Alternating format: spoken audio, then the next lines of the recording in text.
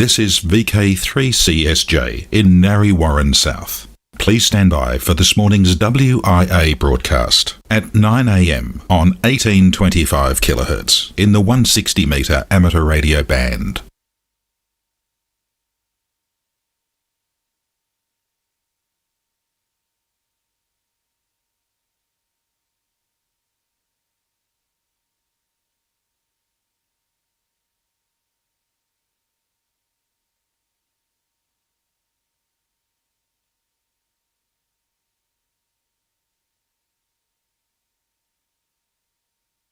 This national news edition originates from VK1WIA and is rebroadcast throughout Australia and around the world under a common licence published on the WIA website. This WIA national news service is copyright to the Wireless Institute of Australia, and rebroadcast is authorised only under the provisions of that common licence.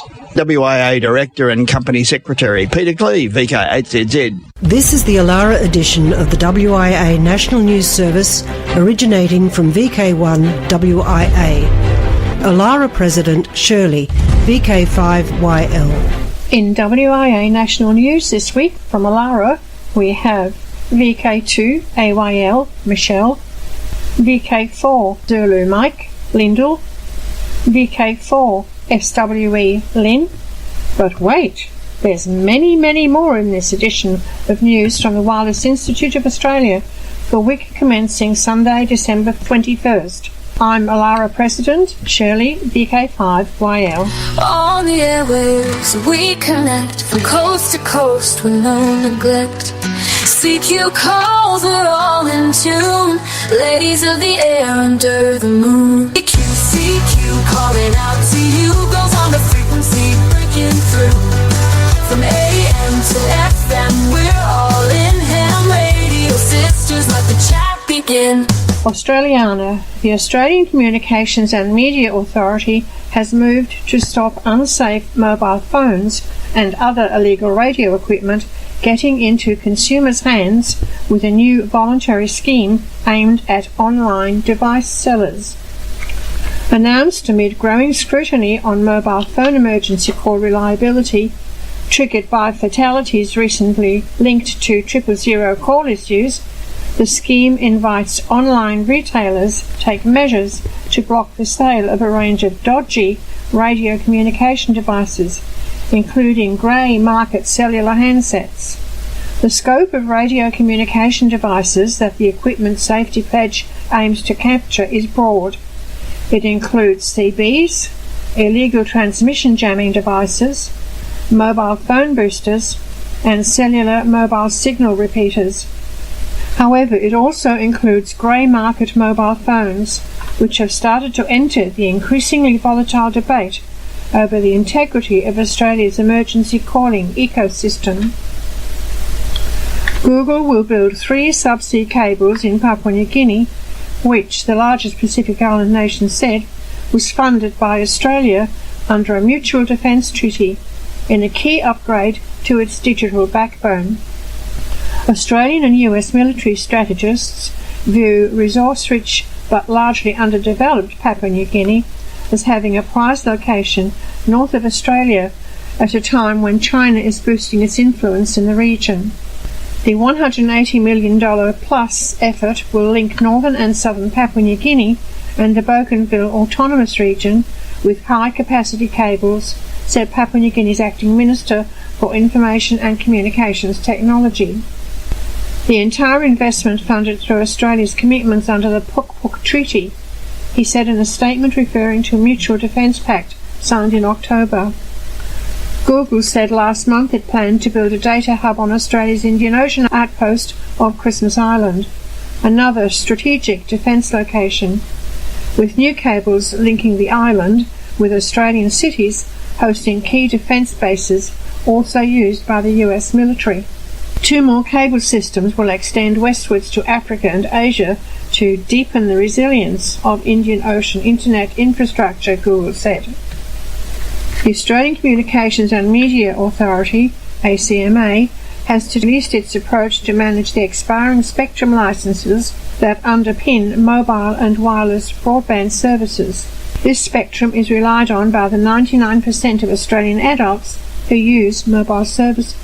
The ACMA's preferred position is to renew the licenses currently used by Australia's 3 mobile networks and the wireless component of the NBN.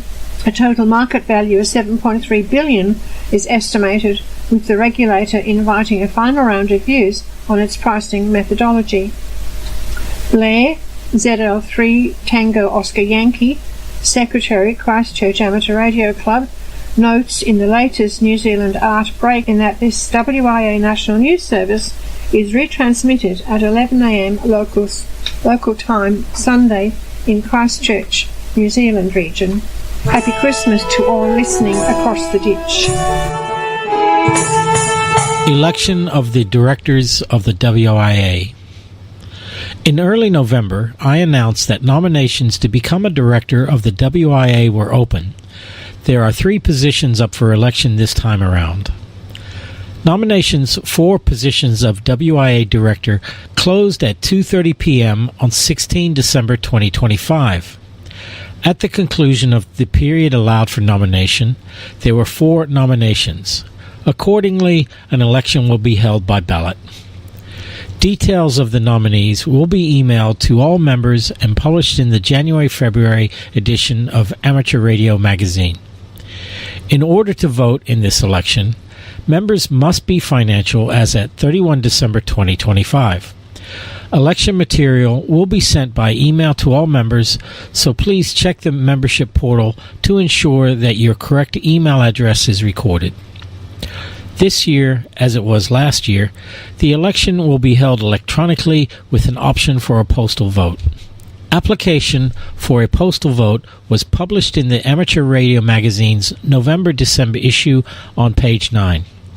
An application for a postal vote is also available for download from the WIA website. You can also request an application for a postal vote by emailing the returning officer. The link and email address are in the text edition of this broadcast.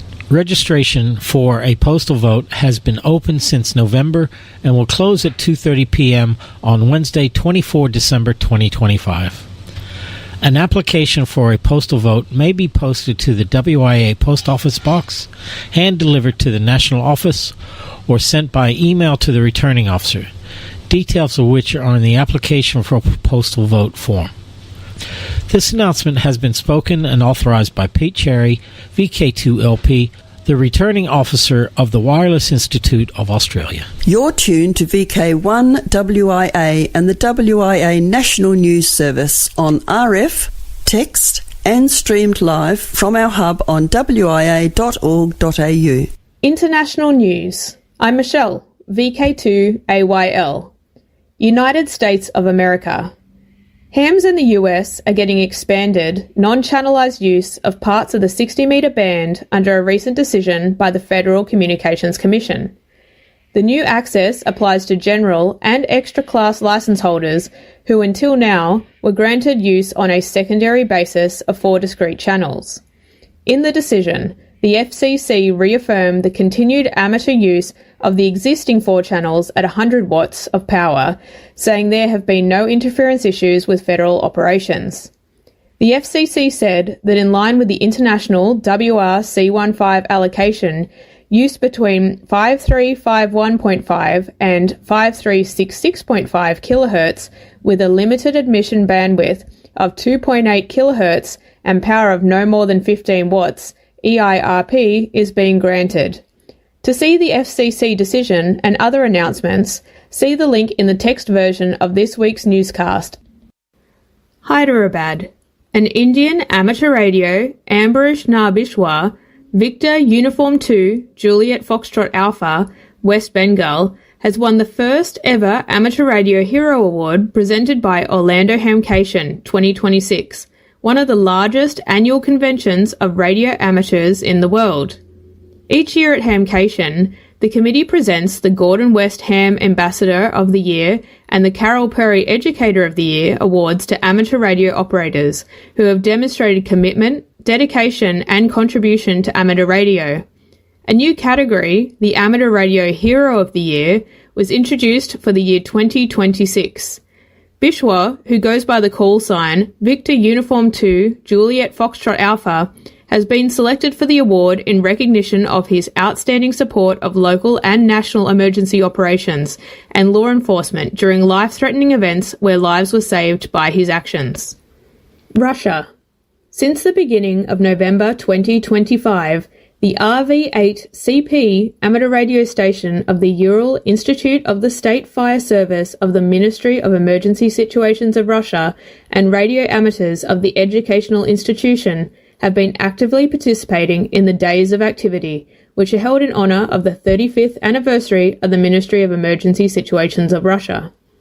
More than 80 amateur radio stations from different regions of Russia, whose operations are directly related to the Ministry of Emergency Situations of Russia, are activators of the Jubilee Radio Amateur Diploma, established by the Institute and the regional branch of the Union of the Radio Amateurs of Russia in the Sverdlov region. In less than a month, they have made tens of thousands of radio contacts with amateur radio operators around the world, all hoping to complete the fulfillment of the conditions for obtaining the diploma, 35 years of the Ministry of Emergency Situations of Russia. Meanwhile, also in Russia, the mysterious Doomsday radio station has sent out another series of ominous messages, speaking fears into Europe that the nation is preparing for a broader war. The radio channel, known as UVB-76, broadcast multiple transmissions in code last week, sending 3 signals on Monday, followed by 8 more on Wednesday. Each of the cryptic messages featured a set of numbers and letters, including complete code word. As many as 15 secret messages have been heard by listeners, however their meaning and the intended recipient have remained a mystery. Hotel California. Joe Walsh has opened up about his surprising childhood hobby. While previewing auction items from his Life's Been Good, Joe Walsh, collection at the Troubadour in Los Angeles on Monday, December the 8th, the Eagles guitarist opened up about the stories behind the objects in an interview with Julian's Auctions founder, Martin Nolan. While discussing his rare ham radio equipment up for auction, a Hammerlord HQ1 45145C ham shortwave radio receiver, Walsh, 78, recalled how it helped him become interested in learning Morse code. I talked to, I think, 32 states in about 4 months, he said. That's all I did was talk Morse code to people. He noted that there's a world of magic in ham radio and shortwave radio. Way down south in Antarctica, there are nearly 70 research stations across the 14.2 million kilometre square continent of Antarctica. Antarctica's high altitude and dry, stable atmosphere provide exceptional conditions for astronomy by helping to minimise atmospheric distortion and reduce infrared sky emissions. Antarctica also experiences very little light pollution, low seismic activity, a 6-month polar night, and the presence of circumpolar stars and constellations, which never dip below the horizon, allowing for continuous observations of those targets. A site named Ridge A, approximately 1,000 kilometres from the South Pole, has been declared the best place on Earth for astronomy. One instrument on Ridge A is the remote-controlled, high-elevation Antarctica Terahertz Far Infrared Telescope, which has been operating since 2012, for sub-millimetre and terahertz wavelength observations. You're tuned to VK1 WIA and the WIA National News Service on RF, text and streamed live from our hub on wia.org.au. With the operational news report for WIA National News, I'm Lynn, VK4SWE. Make a note of December 21, yes, that's today, for 6 hours on the 21st, starting at 1800 hours UTC. It is time to dust off the key, as it is the ARRL's Rookie Roundup. Rookie Roundup is a contest aimed at amateurs worldwide who have been licensed for 3 years or less. This 6-hour event is held 3 times per year, but the one of interest today is purely CW. Rookies can contact anybody, while old-timers make contact with only rookies. Mentoring is a big part of this event. From 1800 to 23:59 UTC on Sunday, December the 21st, 2025, using CW. YOTA Contests December. The Fisher's Ghost Amateur Radio Club are hosting the inaugural VK YOTA contest the entire month of December. Then, just 3 days from the end of what we call the VK YOTA contest, comes round 3 of the YOTA contest organised by the IARU R1 Youth Working Group in cooperation with the Hungarian Amateur Radio Society on December 29. It's a great way to gain extra contacts for the VK contest organised by the Fisher's Ghost Amateur Radio Club. Now, contest-wise, 2026. The 1st of January 2026, the NZART Centenary 100 QSO Challenge. You're invited to kick off the NZART Centenary Year in style with a fun on-air event. Can you make 100 contacts in 24 hours? From 11:01 on the 31st of December 2025 UTC, that is 0001 New Zealand Daylight Time, from the 1st of January 2026 to 10:59 on the 1st of January 2026 UTC, or 23:59 New Zealand Daylight Time, the 1st of January 2026. The object is to celebrate the start of the 2026 NZART Centenary Year by making 100 QSOs with amateur radio stations in 24 hours. All bands, including work bands, as this is not a contest. All modes are permitted.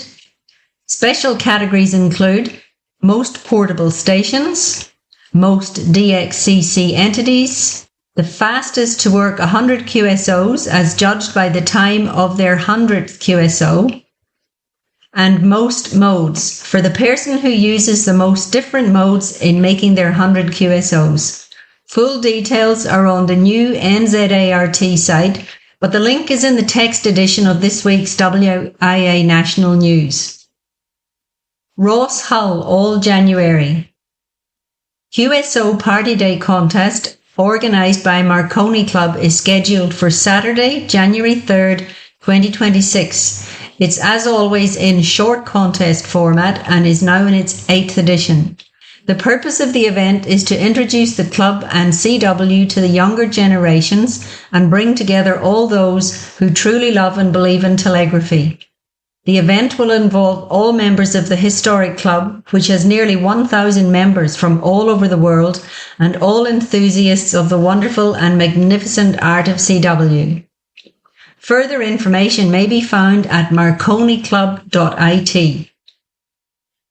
VHF UHF Field Day on January 5 and 6.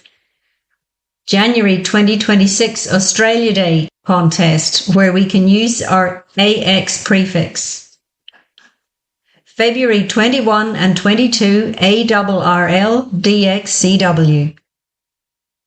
With the operational news report, I'm Lynn, VK4SWE. You're tuned to VK1WIA and the WIA National News Service on RF, text and streamed live from our hub on wia.org.au. Worldwide Special Interest Group News. I'm Lyndall, VK4ZM.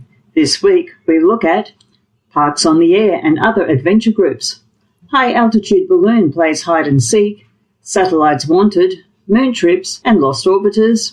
Possible expansion and easier ways to access AmperNet. YOTA and Rescue Radio Contesting. Worldwide Special Interest Group Bulletins start now. Radio Adventures in New Zealand. NZART Centenary Portable Activity Day, January 1, kicks off with the Association Centenary. New Zealand viewers and listeners to this WIA National News Service transmission are encouraged to take their radio equipment to a branch organised or family New Year's Day picnic or barbecue to expose the public to our exciting hobby. Many parks, summits, lakes, islands and lighthouses will be activated by adventure group enthusiasts during the first day of the year, ensuring plenty of radio contacts. Meanwhile, adventure with Parks on the Air. Parks on the Air, POTA, will have 5 official events in 2026. The main goals of these events is to get activators out in the parks and for activators and chasers to have as much fun as possible. The activities in January are the New Year's Week POTA event, first full week of the new year, January 1 to 7, 2026. POTA Support Your Parks event, third full weekend of January, January 17 to 18, 2026. Worldwide Special Interest Groups, Balloons. Pico Balloons Update, ZS1ERZ12 and ZS1ERZ13. The high-altitude Pico balloon ZS1ERZ12 was on the verge of completing its 9th circumnavigation of the planet when it fell silent on 28 November. Then, unexpectedly, ZS1ERZ12 was heard again. The 51RS received a transmission from the balloon transmitter whose whisper grid placed it deep in Antarctica at latitude 85.5 degrees south after nearly 10 days of silence. 3 hours later, another transmission appeared, and the balloon continued transmitting throughout the day, with many stations spotting it. At present, ZS1ERZ12 is heading back past South Africa to complete its 9th lap. Meanwhile, another Pico balloon, ZS1ERZ13, was successfully launched on Sunday, 7 December. Its payload is more advanced and transmits 3 messages in each 10-minute cycle on the 10-metre band. A standard whisper message followed by 2 telemetry frames. The second telemetry frame includes ambient temperature, humidity, air pressure, and an altitude value derived from that pressure. This allows a direct comparison between pressure-derived altitude and GPS altitude. ZS1ERZ13 on its maiden voyage is already well on its way toward Australia. Worldwide Special Interest Groups, Final Frontier. As you are well aware, it is against our rules in Australia to run, buy, sell and swap items on air, and in particular on news services. But what the heck, this is different. Wanted to buy? Use satellite. An Australian company wants to buy a satellite already travelling in space and use it in 2029. Sydney-based HEO Robotics, a provider of commercial satellite-to-satellite imagery, wants to add to the international missions already planned to get up close to the 1,115-foot, 340 metres wide asteroid Apophis as it zooms by Earth in April 2029 by buying a satellite near the end of its life up in geostationary orbit and use its remaining fuel. HEO aims to buy a satellite near the end of its mission lifetime and using a little more fuel than needed for the graveyard trip, make a close approach to Apophis, which will pass within the geostationary Earth orbit belt when it makes its close approach to Earth on Friday, April 13, 2029. Moonride Update. 4 astronauts will venture around the Moon on Artemis 2, the first crewed mission on NASA's path to establishing a long-term presence at the Moon for science and exploration through Artemis. The 10-day flight will help confirm systems and hardware needed for early human lunar exploration missions. But when is this to happen? No later than April 2026. Lost in Space. When the orbit of NASA's MAVEN spacecraft took it behind the red planet on December 6th, ground controllers expected a temporary loss of signal. Unfortunately, the Deep Space Network hasn't heard from the science orbiter since. Engineers are currently trying to troubleshoot this issue, but without a sign of life from the stricken spacecraft, there are precious few options. Even though MAVEN was launched in November of 2013, it's a spring chicken compared to the other Mars orbiters. The 2 other US orbiters, Mars Reconnaissance Orbiter and Mars Odyssey, are significantly older by around a decade. Worldwide Special Interest Groups, Internet, the Ham's Domain. Kentucky. Early in the history of the Internet, the powers that be granted amateur radio operators over 16 million IP version 4 addresses. Now a proposal has emerged suggesting the same community be granted a substantial chunk of the IP version 6 number space. The proposal to give amateur radio operators some IP version 6 addresses emerged in an IETF draft that appeared in early November. It's not an official IETF position, because anyone can propose a draft policy. Sole author, Preston Lewis Orsini, who operates the Paducah Internet Exchange in Kentucky and participates in internet policy development processes, points out that amateur radio operators need an addressing system, and the IP version 4 block assigned to the community has done the job for years.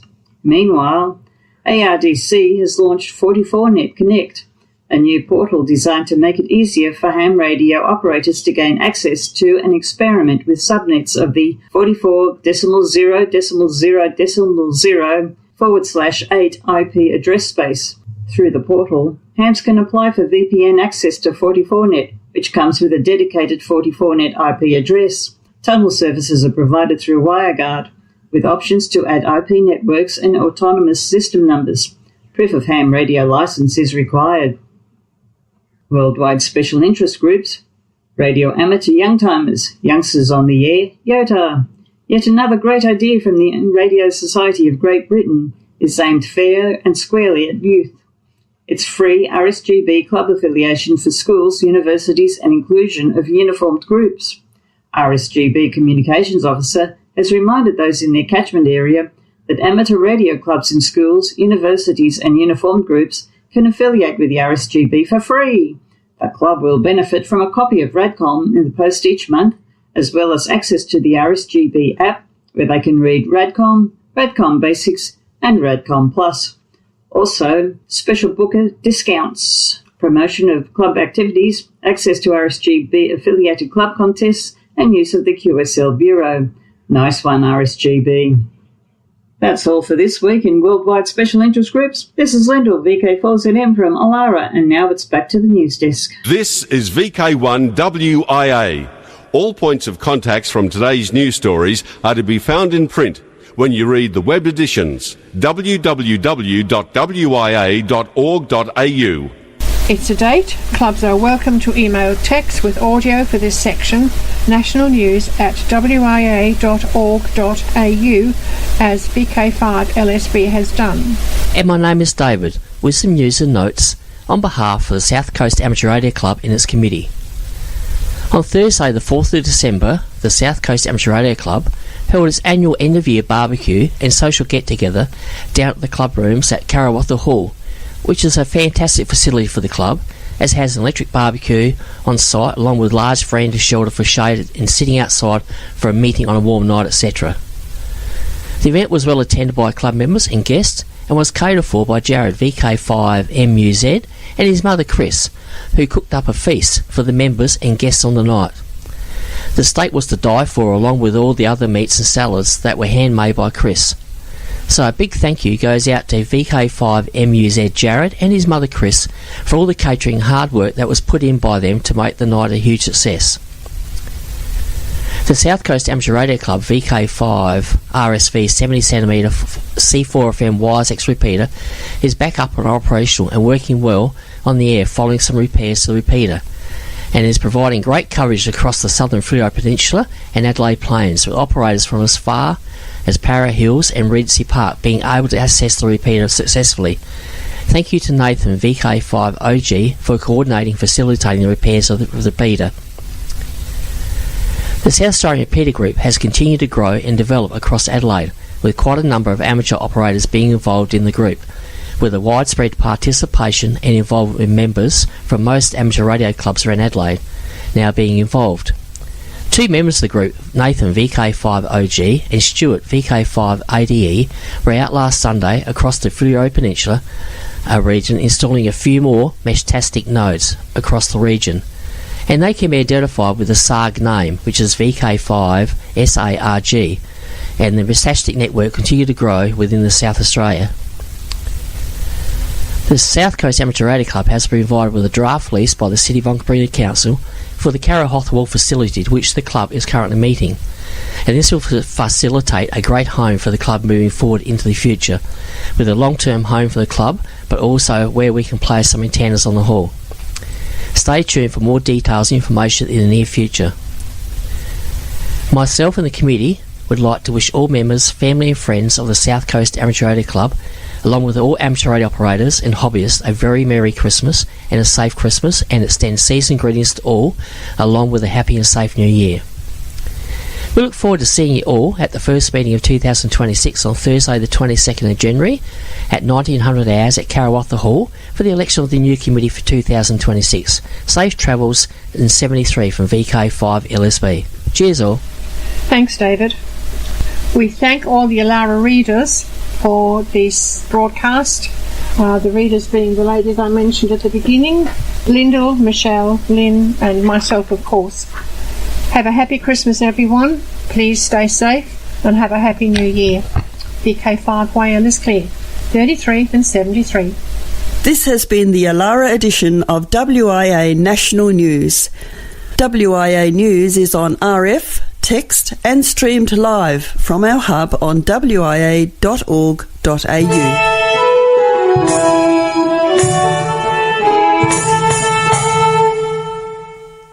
Courtesy of Bevan, VK5 BD's ATV and YouTube channel, this has been WIA National News. We're back now, live and local, and your voice, your callbacks. And don't forget, tick like.